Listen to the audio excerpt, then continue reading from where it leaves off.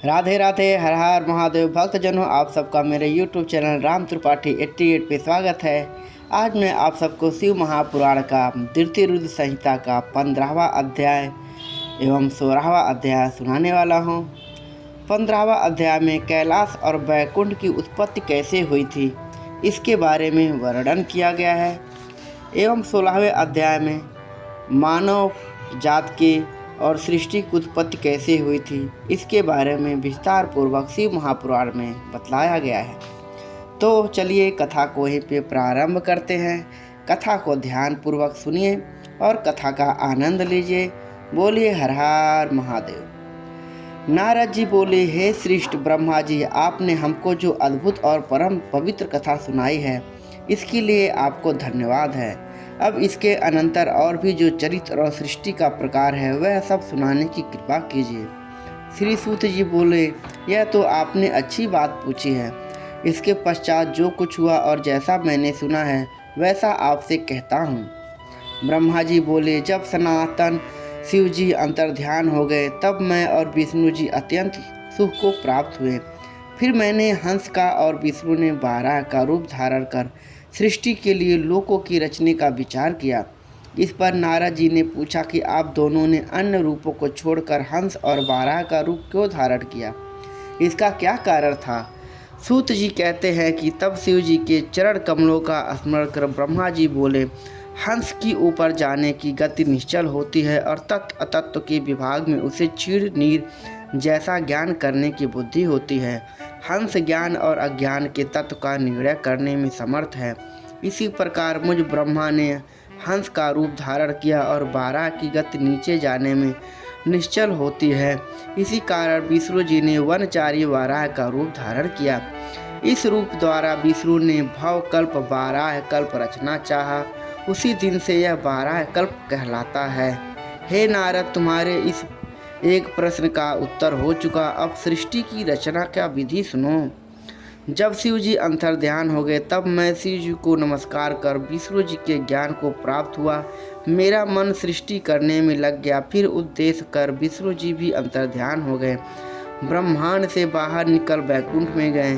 तब जो मैंने सृष्टि की कामना से शिव और विष्णु का स्मरण कर पहले जल का निर्माण किया था, उस जल में एक अंजलि जल डालकर 24 तत्वों वाला एक अंड प्रकट किया, जो फिर विराट हो गया। उसके विराट होने से मुझे बड़ा संशय हुआ और उसके लिए मैंने 12 वर्ष एक कठिन तप किया।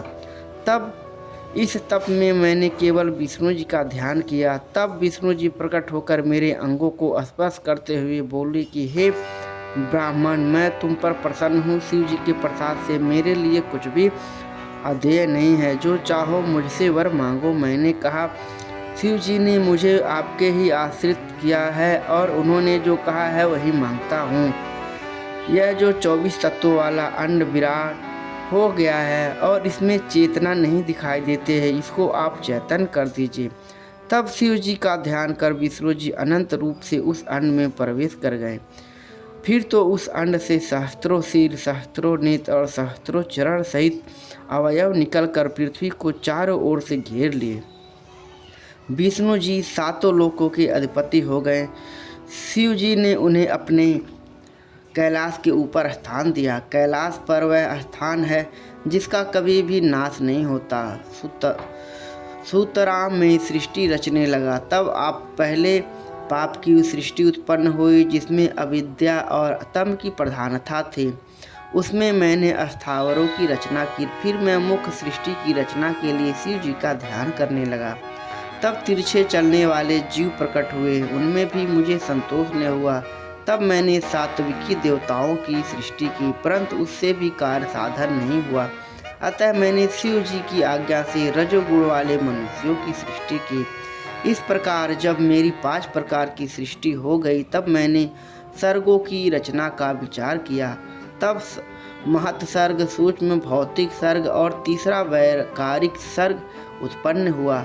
फिर वैकारिक सर्ग के से प्राकृतिक सृष्टि 8 प्रकार की हुई और जब इसी प्रकृति में विकृत हुई तब नवा कुमार सर्ग हुआ, जिसका वर्णन करना कठिन है। फिर उपयोगी विद्यात्मक सर्ग हुआ, जिसमें सनकादिकों का महान कौमार सर्ग हुआ। ये सनकादि मेरे ऐसा मानस पुत्र हुए जिनमें कि महान वैराग संपन्न था। तब मैंने उनसे सृष्टि रचने को कहा तो उन्होंने वैराग दिखाया। इससे मुझे अत्यंत क्रोध आया, यहाँ तक कि मेरे नेत्रों से आंसू की बूंदें टपकने लगी। तब विष्णु जी ने आकर मुझे समझाया कि शिव जी का तप करो। मैंने बड़ा तप किया। तब मेरे भवनासिका के मध्य से त्रिमूर्ति अर्धनारीश्वरी महेश्वर अपने पूर्ण अंश से सबके ईश्वर अजन्मा तेज की राशि साक्षात उमा के पति सर्वज्ञ सबके कर्ता नील लोहित नाम वाले शिव जी प्रकट हुए। उन्हें देखकर मैं प्रसन्न हुआ और कहा कि अब आप ही अनेक प्रकार की सृष्टि कीजिए। तब वे देव महेश्वर अपने ही तुल्य बहुत से रुद्रों की सृष्टि करने लगे। यह देख मैंने उनसे फिर कहा कि हे देव अब आप जन्म मरण वाली प्रजाओं की रचना कीजिए। इस पर करुणानिधि महादेव जी हंसने लगे और बोले कि नहीं, मैं ऐसी अशोभन सृष्टि न करूँगा जो कि कर्मवश दुख के सागर में पड़े। मैं तो दुखियों का उद्धारक हूँ और उनको अच्छी तरह गुरु मूर्ति के द्वारा ज्ञान प्राप्त कराता हूँ। अतः दुख रूप वाली प्रजा का निर्माण आप ही कीजिए। मेरी आज्ञा से तुम्हें माया की बाधा न होगी। ब्रह्मा जी ने कहा कि ऐसा कहते हुए नील लोहित भगवान शंकर शीघ्र ही अंतर्ध्यान हो गए। भक्तजनों, शिव महापुराण का द्वितीय रुद्र संहिता का 15वां अध्याय यहीं पे समाप्त होता है।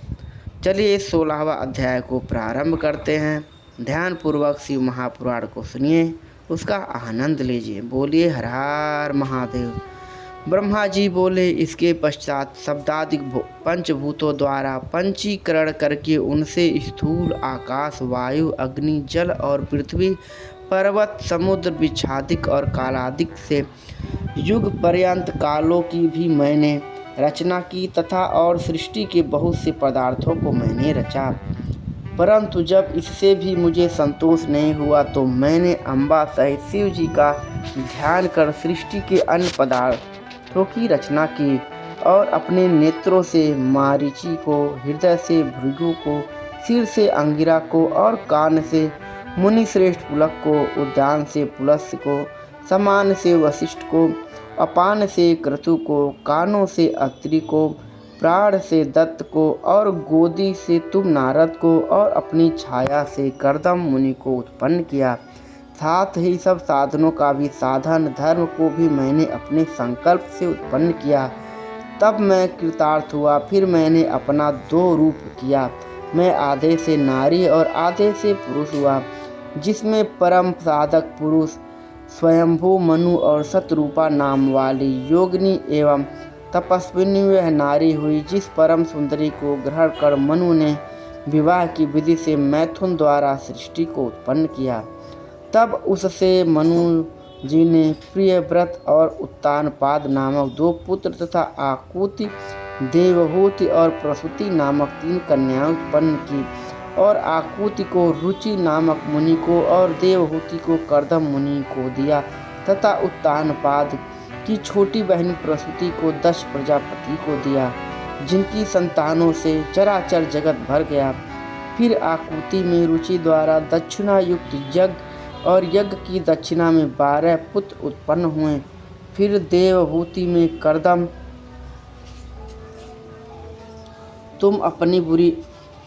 कर्दम मुनि से कपिल मुनि उत्पन्न हुए और उधर दक्ष के 24 कन्याएं उत्पन्न हुई, जिसमें से दक्ष ने श्रद्धा आदि 13 कन्याओं को धर्म को दिया, जिनके नाम ये हैं श्रद्धा, लक्ष्मी, धृति, तुष्टि, मेधा, क्रिया, बुद्धि, लज्जा, वसु, शांति, सिद्धि और कीर्ति। फिर इनमें छोटी 11 कन्याओं ख्याति, सतयुज, संभूति, स्मृति, प्रीति, क्षमा, सत्रति, अनुरूपा, ऊर्जा, स्वाहा और स्वधा को क्रमशः भृगु, भव, मरीचि, अंगिरा, मुनि, पुलह, क्रतु, अत्रि, वशिष्ठ, वह्रि और पितर को दिया, जिनकी संतानों से त्रिलोकी भर गई। फिर तो शिव जी की आज्ञा से प्राणियों की क्रमानुसार असंख्य जातियों की उत्पत्ति हुई और जिसमें ब्राह्मण श्रेष्ठ हुए। कल्प भेद से दक्ष के साथ कन्याओं की भी उत्पत्ति की गई और जिनकी संतानों से पाताल से लेकर सत्यलोक तक यह चराचर जगत व्याप्त हो गया तथा कुछ भी शून्य नहीं रहा। इस प्रकार शिव जी की आज्ञा से ब्रह्मा जी ने सृष्टि की रचना की। सदाशिव ने त्रिशूल के अग्रभाग से सती की रक्षा की, जिन्हें सर्वव्यापी विष्णु जी ने अपने प्रभाव से पहले ही निर्माण किया था और भी कन्याएं दक्ष जी से लोक कल्याण के लिए ही प्रकट हुई थे। इस प्रकार शिव जी ने भक्तों के उद्धार के लिए बहुत ही लीलाएं की, जिनका वाम अंग वैकुंठ और दक्षिण अंग मैं हूँ। इस प्रकार मैं, विष्णु और रुद्र, यही तीन गुण इधर प्रधान हुए और उधर इसी प्रकार सतरज और तम तीनों गुणों से जिनका मैं स्वयं प्रधान हूँ, उसमें से रजोगुण वाली सुरा देवी तथा सतोगुण वाली सती और तमोगुण वाली लक्ष्मी प्रकट हुई। सती के परा और शिवा उमा ये तीन रूप हैं। उनमें यही शिवा सती के रूप में शंकर के साथ ब्याही गए और पिता के यज्ञ में शरीर त्याग कर नारद से अपने पद को प्राप्त हुई। फिर पार्वती होकर तप करके शिव जी को मिली, जिनके कालिका, चंडिका, भद्रा, चामुंडा, विजया, जयंती, भद्रकाली, दुर्गा, भगवती, कामाख्या, कामदा, अम्बा, मृडानी और सर्वमंगलदायक, भुक्त मुक्तिदायक नाम हुए। फिर तो यह तीनों गुणमय देवियों और गुणमय तीनों देवताओं ने मिलकर अनेकों प्रकार की उत्तम सृष्टि की। हे मुनि सत्तम, इस प्रकार तुम्हारे लिए मैंने सृष्टि का प्रकार कहा। शिव जी की आज्ञा से मैं ही इस ब्रह्मांड का रचयिता हूँ। भक्तजनों, शिव महापुराण का द्वितीय रुद्र संहिता का 16वां अध्याय यहीं पे संपन्न होता है। भक्ति भाव के साथ में कथा को श्रवण कीजिए और कथा का आनंद लीजिए। भोलेनाथ की कृपा आप सबके ऊपर बनी रहे, इसी मनोकामना के साथ में आज शिव महापुराण कथा संपन्न होता है। एक बार फिर से बोलिए हर हर महादेव, जय शिव शंभो। कृपया चैनल को लाइक, सब्सक्राइब, शेयर करना ना भूलिए। बोलिए राधे राधे, जय श्री कृष्ण।